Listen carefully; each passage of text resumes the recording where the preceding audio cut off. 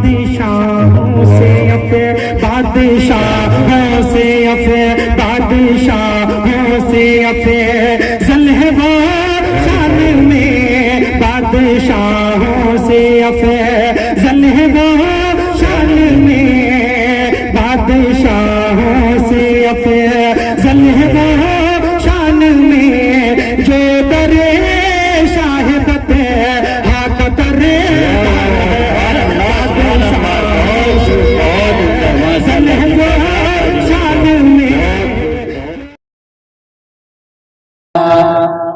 अल्हम्दुलिल्लाह नहमदुहु व नस्तईनुहु व नस्तगफिरुहु व नऊज़ु बिल्लाहि मिन शुरूरि अंफुसिना व मिन सय्यिआति अमालिना मन यहदिहिल्लाहु फला मुदिल्ल लहु व मन युद्लिल फला हादिय लहु व अशहदु अन ला इलाहा इल्लल्लाह वहदहु ला शरीका लहु व अशहदु अन्न मुहम्मदन अब्दुहु व रसूलुहु अम्मा बाद फ़अऊज़ु बिल्लाहि मिनश शैतानिर रजीम बिस्मिल्लाहिर रहमानिर रहीम व इन तउद्दू निअमतल्लाहि ला तुहसूहा व क़ाल तबारक व तआला लइन शकरतुम लअज़ीदन्नकुम व लइन कफ़रतुम लअज़ाबी लशदीद व क़ाल तबारक व तआला वकुंतुम खैरा उम्मतिन उखरिजत लिन्नास तअमुरूना बिल मारूफ व तनहौना अनिल मुनकर व क़ाल नबी सल्लल्लाहु अलैहि वसल्लम इदा मातल इंसान इंक़ता अमलहु। मेरे मोहतरम बुजुर्गों और दोस्तों और दीनी भाइयों और पर्दा नशी मेरी माँ और बहनों, मुझ हकीर और मुझ जैसे चीज की तारुफ और जान पहचान कराने की जरूरत नहीं है। बचपन से लेकर के 55 तक हमेशा आप लोगों के बीच आना जाना लगा रहा और तालिब इल्म के जमाना से लेकर और दरसों तदरीस तक आने का सिलसिला जारी रहा, लेकिन हालात इंसान के कुछ ऐसे सामने आ जाते हैं कि इंसान सोच करके भी आने वाले मामलात को या आने वाली जरूरियात को इंसान दबा देता है। लेकिन फिर भी इसके बावजूद जब भी जनाजे का मौका हुआ या कोई भी फाउंडेशन हुआ, मेरी हाजिरी बराबर होती हुई आई है। और ये जो बस्ती है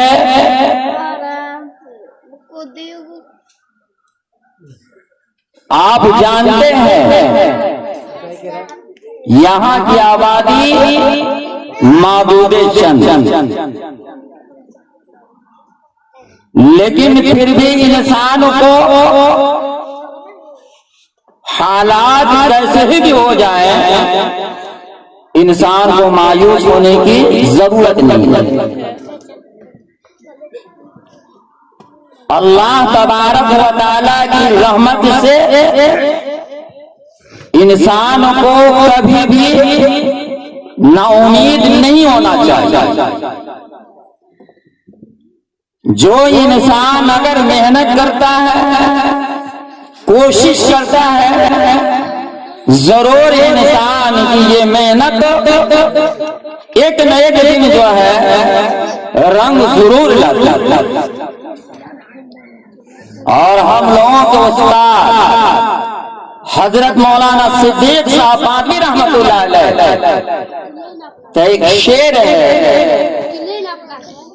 कि जब तक न हो रहबरे कामिल सफर कामिल नहीं होता। जब तक न हो रहबरे कामिल, सफर कामिल नहीं होता। मेरे मोहतरम बुजुर्गों और दोस्तों और दीनी भाइयों, जब से मेरा यहाँ आना हुआ अब तक ये बस्ती किस पोजीशन में थी? अगर ये दीनी माहौल और ये लोगों का चहल पहल जो हम और आप देख रहे हैं, जनाब भाई सरपंच मुस्लिम साहब नव्वर अला मरक़दहू, अल्लाह तबारक व तआला उनकी जर्रा जर्रा मग़फ़िरत फरमाए और उनके कब्रों को नूर से मुनव्वर फरमाए। मैं वो दिन भी देखा हूं, अकेले उन्होंने अजान भी दिया और साथ में दो आदमी मिलकर के इस मस्जिद में हमने नमाज पढ़ी।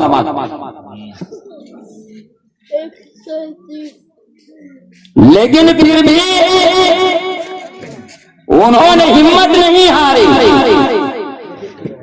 मेहनत करते रहे, कोशिश करते रहे।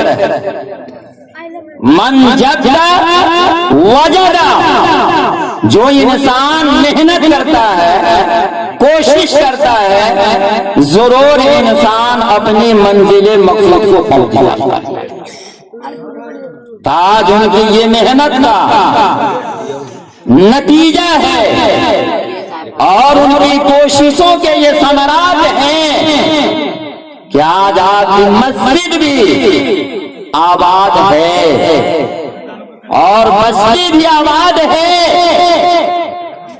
और तालीमी एतबार से, तरबियती एतबार से, समाजी इस्लाह के एतबार से आपके बस्ती में कोई भी कमी नहीं।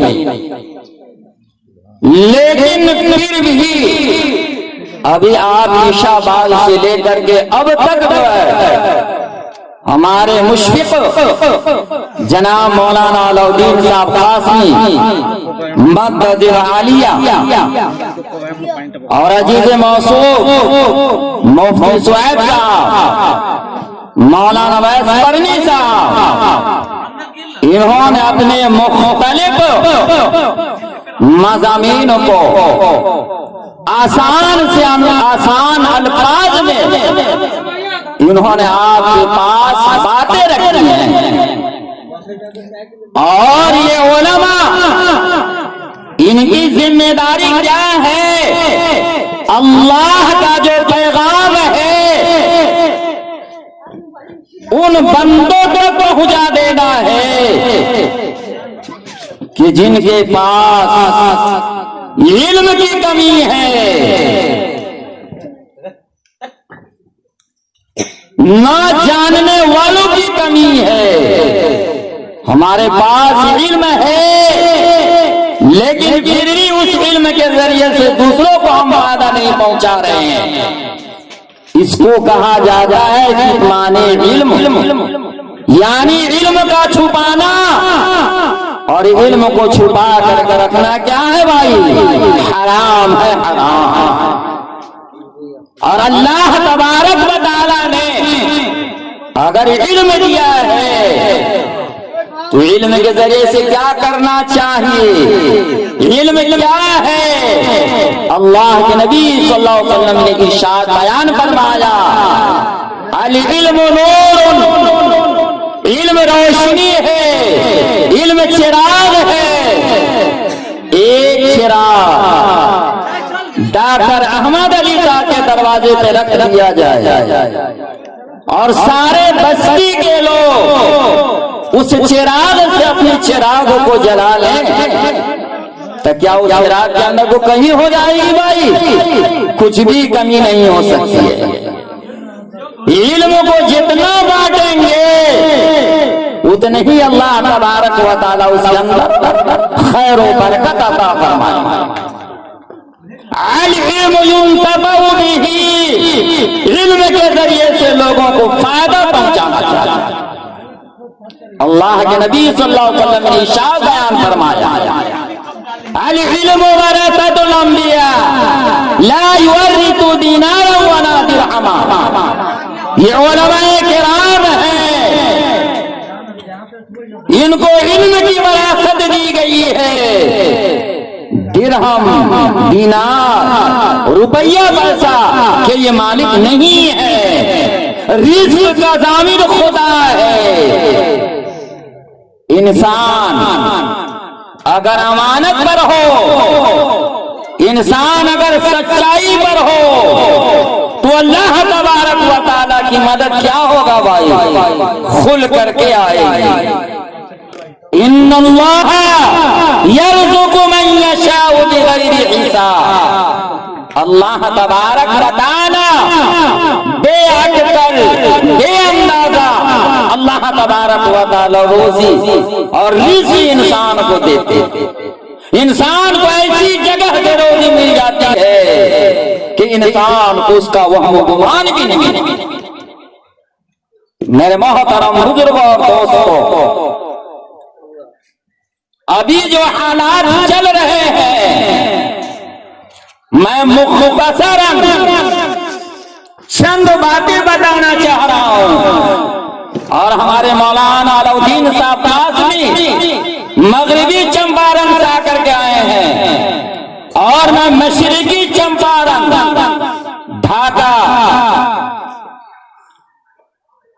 के अंदर एक ब्लॉक है चिरैया ब्लॉक, और उसी के हाथ में एक बस्ती है सकरदीना।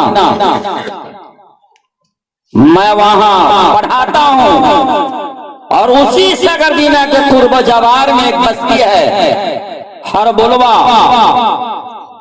आप लोगों ने सुना भी होगा।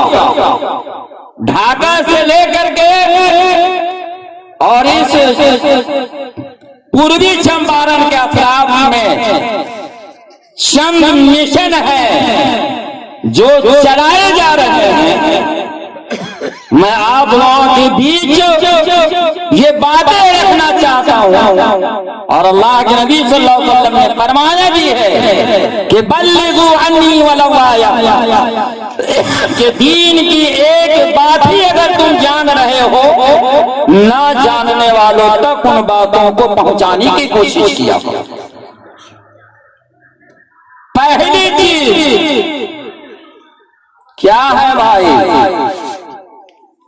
इंसान की शादी होती है ना भाई, और ये शादी क्या है, सुन्नत है। और इस निकाह के अंदर अल्लाह के नबी सल्लल्लाहु अलैहि वसल्लम ने फरमाया कई चीजों को देखनी है भाई, 4 चीजों को देखनी है। चाहे अमीर की शादी हो, चाहे गरीब की शादी हो, एक नंबर पे हसब नसब यानी हर खानदान को देखा जाए।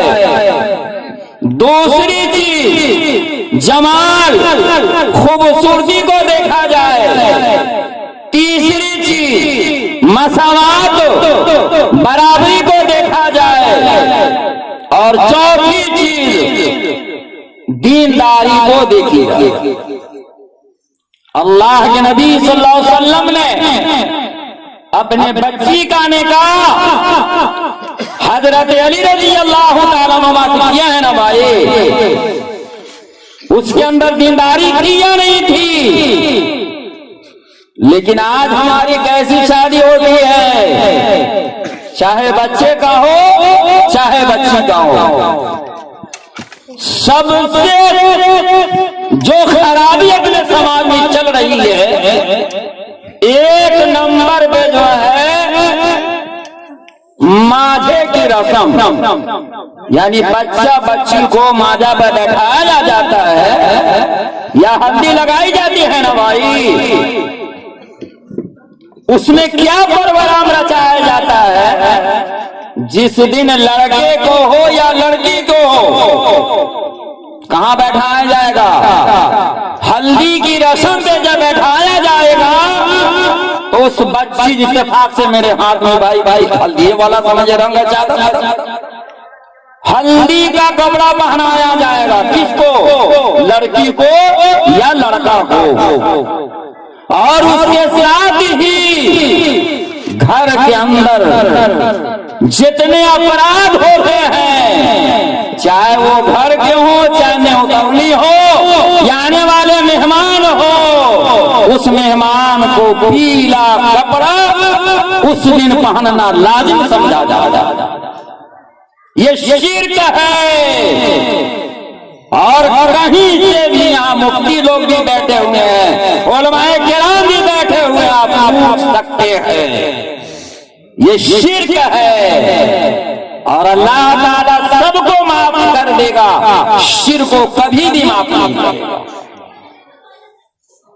दूसरी चीज है, बच्ची है, हल्दी उसको लगाने की इजाजत है।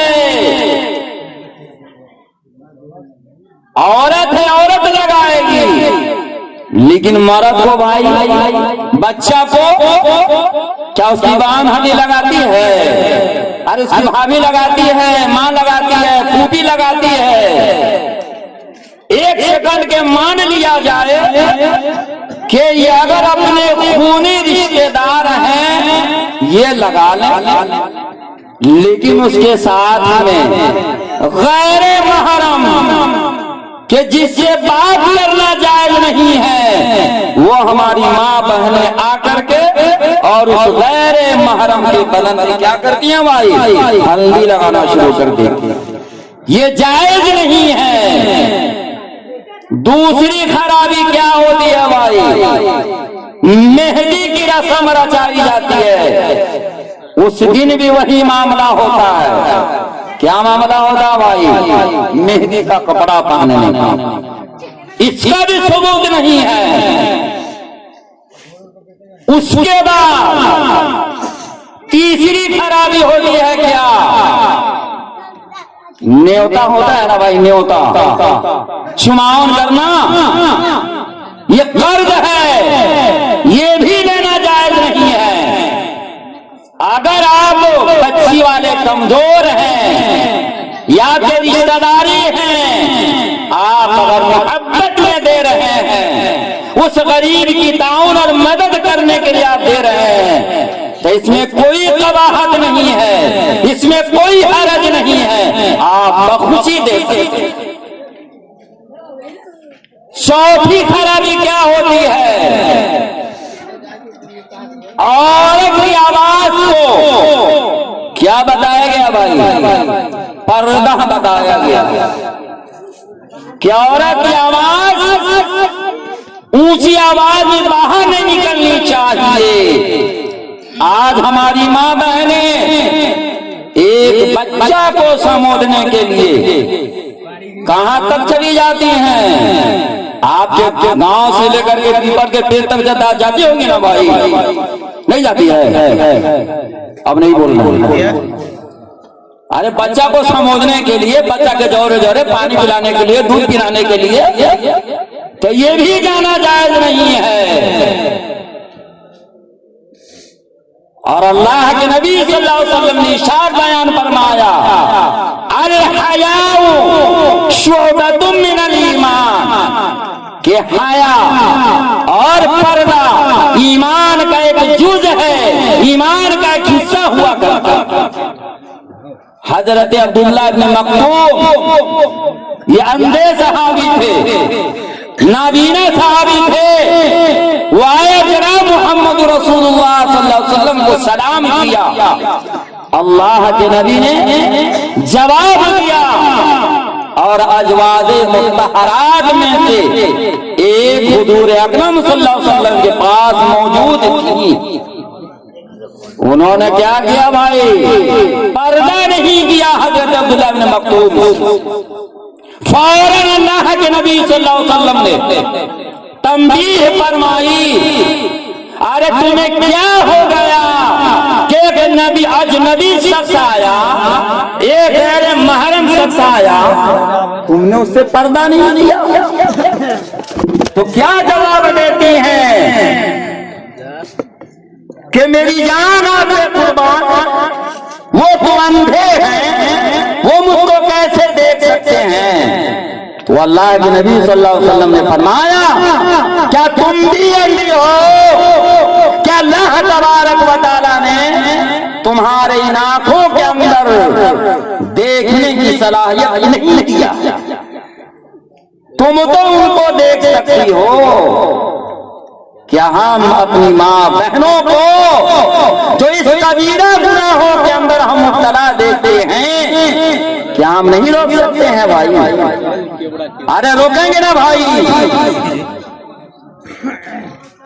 दूसरी चीज अल्लाह के नबी सल्लल्लाहु अलैहि वसल्लम ने फरमाया कि इंसान की जब मौत हो जाती है, सारे नेक आमाल के दरवाजे उसके बंद हो जाते हैं, लेकिन चंद आमाल ऐसे बतलाए गए हैं कि इंसान अगर मर भी जाए तो उस नेक अमल का थवाब उनके रूहे पाक को मिलता है। वो क्या है? इंसान जिंदा है, अपनी जिंदगी में कहीं मस्जिद बनवा दिया। इंसान जिंदा है, मदरसा बनवा दिया। इंसान जिंदा है, कल हलवा दिया। इंसान जिंदा है, किसी पढ़ने वाले तालिब इल्म की साल भर की किफालत अपने जिम्मे ले लेता। तो जब तक मस्जिद में नमाज होगी, जब तक मकतब में पढ़ाई होगी, जब तक लोग नल से पानी पिएंगे, सवाब जिंदगी में भी मिलेगा और मर जाने के बाद भी। लेकिन इसमें भी एक खराबी होती है भाई। क्या खराबी है भाई? जहां इंसान की मौत होती है, मौत होने के बाद क्या करना चाहिए भाई? अरे उसके दफन की तैयारी होनी चाहिए ना। समाज में एक रस्म बढ़ती हुई जा रही है, घर में लाश पड़ी रहेगी, चाहे माँ की लाश हो, चाहे बाप की लाश हो, दादा दादी की लाश हो, लाश की तरफ कोई तवज्जो नहीं देगा। सबसे पहले इंसान क्या करता भाई? तीर चढ़ाना शुरू करता खाना बनाने के लिए। लेकिन ये फिक्र नहीं होती है कि हमारे घर में जो मुर्दे पड़े हुए हैं उसको किस्मत वसूल दिलाया जाए। कब्र कौन खोदेगा, मांस कौन काटेगा, वसूल कौन कराएगा, जनाजा कितने वक्त होगा, इसकी कोई फिक्र करता है भाई? ये भी जायज नहीं है इस तरीके का करना। इसमें बहुत हमारे दादा की उम्र के भी है, बाप की उम्र के भी है। पहले के जमाने में क्या होता था भाई? अरे घर घर से खाना आ जाता था ना भाई, सब लोग मिला करके खिला देते थे ना। तीर चढ़ते आप लोगों ने देखा था? नहीं देखा। तो एक नंबर पर इसको रोका जाए। और दूसरी खराबी क्या है भाई? गोश्त कराने की जब बात आ जाएगी तो सबसे पहले किसको पकड़ा जाएगा? इमाम साहब को पकड़ा जाएगा, मौलाना अफरोज को पकड़ा जाएगा, मौलाना अलाउद्दीन साहब को पकड़ा जाएगा। क्या आलिम साहब है, इमाम साहब है, बोरिया सवने बाबू को ना दिया। अरे कमबख्ती के मारे जिंदगी भर तुम्हारे बाप ने तुम्हें इस काबिल बना दिया, आखिर वक्त में भी तुम अपने बाप को या अपनी माँ को बेटी है अपने हाथों से कुछ नहीं दिला सकते। तुम अपने माँ बाप को अपने हाथों से गुस्से गिराने की कोशिश करो। तीसरी खराबी क्या होती है? महरम और गैर महरम, जिनका देखना जिंदगी में भी जायज नहीं है, मर जाने के बाद भी उसका देखना जायज है। आज देख लीजिए, आपकी बस्ती हो या मेरी बस्ती हो, कहीं की भी बस्ती हो, अगर रोका जाएगा कि भाई ये गैर मर्द है, इसका चेहरा मत देखो, तो मौलवी साहब के ऊपर बरस जाएगा। पता नहीं कहाँ का मौलवी आ गया, नया फतवा समझ के देना शुरू कर दिया। हम पुरखा दर पुरखा सबको हम देखते हुए आए हैं, और ये मौलवी आकर हमको रोकने लगा। अरे मौलवी अपने बाप के घर का मसला है तो वो रोक देगा आपको। जो कुरान की बात है, जो अल्लाह के नबी सल्लल्लाहु अलैहि वसल्लम का सुन्नत है, जो तरीका है वो तरीके के मुताबिक आपको बता। तो एक नंबर पर भाई महरम और गैर महरम, अगर हमारी माँ बहनें अगर अपने घरों में बैठ करके उस मुर्दे के लिए दरूद शरीफ एक बार पढ़ ले, सूरह फातिहा एक बार पढ़ ले, कुल वल्लाहु 3 बार पढ़ ले, तो एक खत्म कुरान पाक का सवाब, एक मरतबा पूरी सूरह यासीन शरीफ अगर पढ़ ले तो कितना खत्म मिलेगा भाई? 10 खत्म कुरान पाक का सवाब। इतना हमारी माँ बहनें घरों में बैठ करके नहीं कर सकती हैं। तीसरी खराबी क्या है? रामपुर जब्बी में मौत हो गई, जनाजे में कितने लोग आएंगे भाई? मौत एक गाड़ी पर 2 को मारा, औरत 8 को, एक गांव से 5 गाड़ी आ रही है, एक गाड़ी मर्द की रहेगी, 4 गाड़ी औरतों की रहेगी। ये बढ़ता हुआ रस्म जा रहा है। मर्द हजरात अगर आएंगे, जनाजे की नमाज पढ़ेंगे, उनके हक में दुआएं मग़फ़िरत करेंगे, औरत आके क्या करेगी? ढोल बजाएगी। औरत ढोल बजाएगी, उसको तो ग़ीबतें करने से फुर्सत नहीं मिलती है। कभी इस घर में, कभी उस घर में, कभी उस घर में उनका जाना आना। तो अल्लाह तबारक व तआला हमारी माँ बहनों को दीन की समझ और बुझाता फरमाए। और उसके बाद भाई जनाजा हो जाने के बाद, जनाजा अभी उठा भी नहीं है, इमाम साहब वही दे हैं, लोग आगे बढ़ जाते हैं, जनाजा पीछे रह जाता है। तो ये भी जायज नहीं है। पहले जनाजे को बढ़ने दीजिए, फिर उसके बाद पीछे आप जाइए। एक और खराबी होती जाती है, किसी की मां मरी है, उसके बेटे का हक है कि अंदर जाए। किसी की बहन मरी है, उसके भाई का हक है कि वो अंदर कब्र में जाए। किसी की दादी मरी है, उसका हक है कि उसका बेटा हो, पोता हो, शौहर हो, वो अंदर जाए। धड़ल्ले से कोई अंदर चला जाता है, इससे भी इंसान को परहेज करने की जरूरत है। उसके बाद देखो कुरान खाने का रिवाज क्या हुआ? 4 दिन अगर हो जाएगा तो चहारम कराना जरूरी समझा गया। 10 दिन हो जाएगा, 10वां कराने को जरूरी समझा जाएगा। 20 दिन हो जाएगा, 20वां कराना जरूरी समझा जाएगा। और 40वां करा दीजिए, हो गई 40वां करा दीजिए, साल भर की हो गई छुट्टी।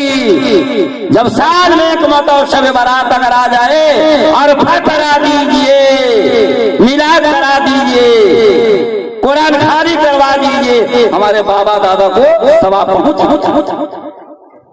तो भाई शब बारात मौलाना ने मुख्तलिफ उन्वान से मुख्तलिफ तरीके से आपको समझा भी दिया है। शब बारात ये बत्ती जला देने का नाम नहीं है। शब बारात कब्रिस्तान को सजा देने का नाम नहीं है। शब बारात मस्जिदों को सजा देने का नाम नहीं है। जहां शब बारात की चांद हो जाए तो एक शाबान से लेकर के और आज की रात तक क्या करना है भाई?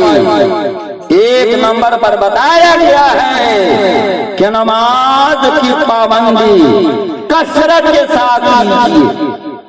अल्लाह का जिक्र कसरत के साथ कीजिए, कुरान शरीफ की तिलावत कसरत के साथ कीजिए और दुआ भी कसरत के साथ। और दुआ के कबूलियत का वक्त कौन सा है भाई? 2 वक्तों में खास तौर से, चाहे शब बरात के अय्याम हो, चाहे रमजान के अय्याम हो, चाहे और भी गैर अय्याम हो, 2 वक्तों में हमेशा इंसान को खास तौर से दुआ का एहतमाम करना चाहिए। एक है मगरिब और असर के दरमियाना जो वक्त हुआ करता है, 5 मिनट 10 मिनट पहले अपनी जरूरत से फारिग होकर के आप मस्जिद में चले जाएं या दरवाजा ही पे जहां नमाज पढ़ते हैं वहां चले जाएं और अल्लाह तबारक व तआला से आप दुआ मांगे। अल्लाह ताला आपकी दुआ को क्या करेंगे भाई? कबूल फरमाएंगे। और दूसरी चीज है, तहज्जुद का वक्त हुआ करता है, रात का तिहाई हिस्सा हुआ करता है कि जिस वक्त सारे के सारे लोग क्या हो भाई? सो रहे हों और अल्लाह ताला ने तौफीक दे दी, 2 रकात 4 रकात तो नमाज पढ़ लिया और नमाज पढ़ करके अल्लाह तबारक व तआला से अगर दुआ मांगते हैं तो इस वक्त की दुआ को भी अल्लाह तबारक व तआला क्या करते हैं भाई? कबूल।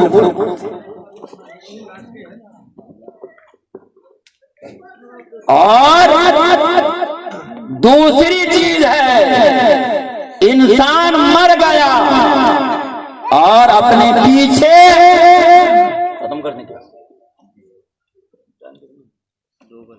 बस इंसान अपने पीछे नेक औलाद छोड़ करके मरता है और ये नेक औलाद अपने मरहूम या मरहूमा के लिए अल्लाह तबारक व तआला से क्या करता है?